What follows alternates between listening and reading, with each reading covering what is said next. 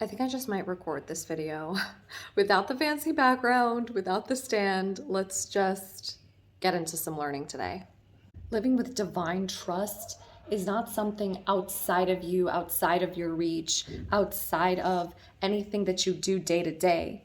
It's actually something that you incorporate into your day to day. Hello and welcome back to the Divine Trust Challenge. My name is Victoria and I'm your favorite spiritual business coach. We are on day 18, high life of this challenge, and I want to say I'm so proud of you. If you've been following live, thank you for your patience with my irregular scheduling, and if you're following just through the recordings, I hope that so far the challenge has been amazing for you. And either way, please write me a message on Instagram. Let me know how it's going, what's coming up for you, and most importantly, what questions do you have about divine trust, about letting go and letting God, that once we finish the intro, I can address for you. I promise if you have this question, somebody else does too. Today, we are continuing on the material benefits of somebody who has divine trust in accordance with her work, her employment, her business. The first benefit that the author lists is a peace of mind and body, because you're not exerting yourself in extra tiring work. You don't engage in an occupation that tires your body. You don't strain yourself because you don't have to. A person who trusts God chooses an occupation or a vessel for sustenance that actually allows you to rest more, to take care of your body, and gives you a good name in the industry without giving you any worries or fears or anxieties. You also would choose an occupation that would support you and help you in your learning and observance of the Torah.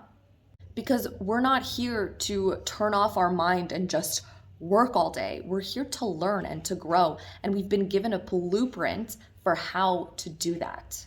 And in choosing the occupation, you're not relying on it to increase or decrease your sustenance, because it's not the occupation that gives you the sustenance. It's not the business.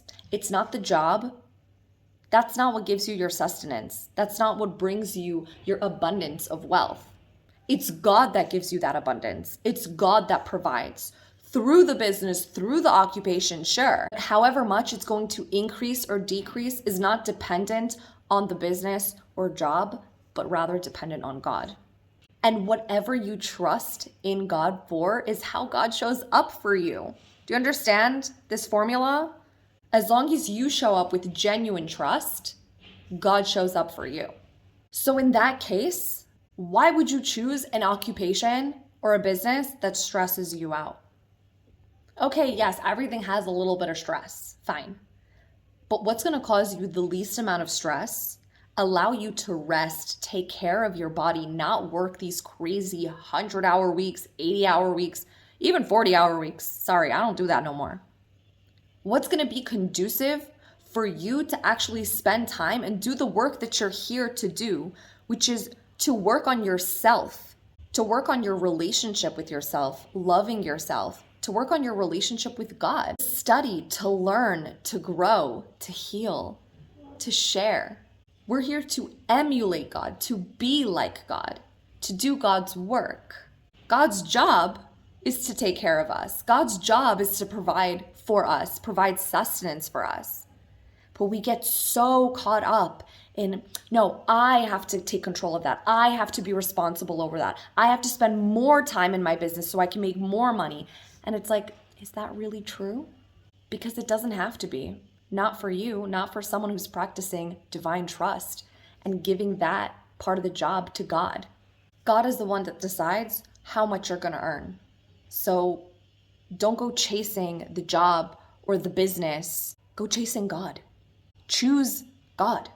Choose the divine. Choose to trust in that and see how much that changes your life, which is exactly what we're trying to do here in the Divine Trust Challenge. You wouldn't be anywhere else.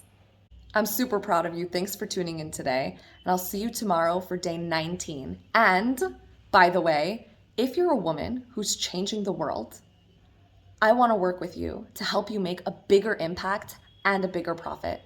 So DM me on Instagram or apply for coaching. My next cohort is about to open and I would love to work with you. See you tomorrow.